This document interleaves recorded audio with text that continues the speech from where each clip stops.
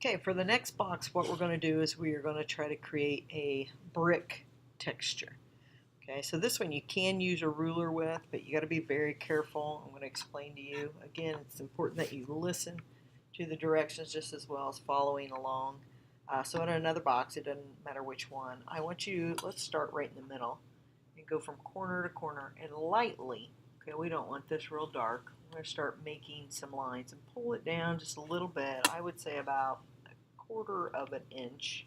You don't have to measure it. I'm going to flip this over and then kind of slide it down so it stays parallel. And we're just going to make a bunch of parallel lines. And you can go this way. I don't care which way you go.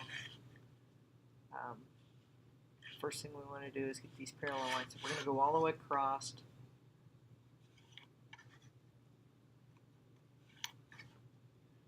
And if you need to stop the videos to do this, if I'm going too fast, then stop or pause them. All right.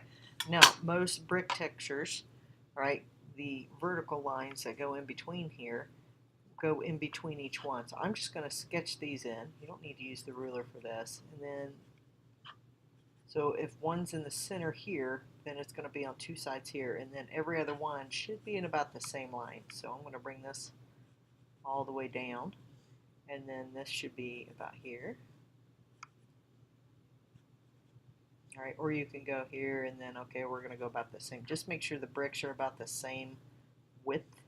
So we want to go over about the same distance, but they should be in about the middle of the one above it. Let's move this over to the side. And if one's a little bit bigger, again, you don't need to measure these. Just kind of sketch it out lightly. This one, we'll leave this one. Now, bricks are not usually exactly square. If you look at bricks in a wall, they have rough edges. So what we're going to do first is we're going to create the rough edges on the mortar. Now this is going to take a little bit of time. Okay, so you need to take your time and you want to thicken this up. This is called the mortar or the brick in between.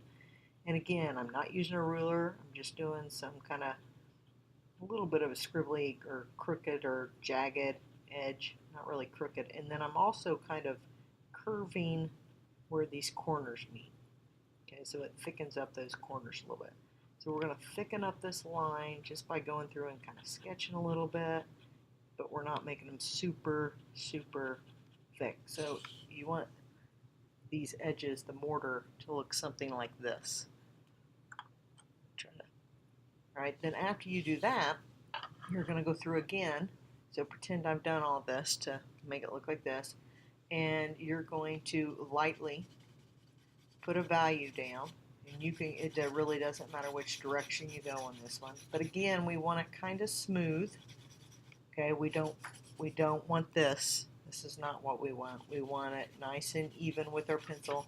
It doesn't have to be all one value because again, bricks are not all one value.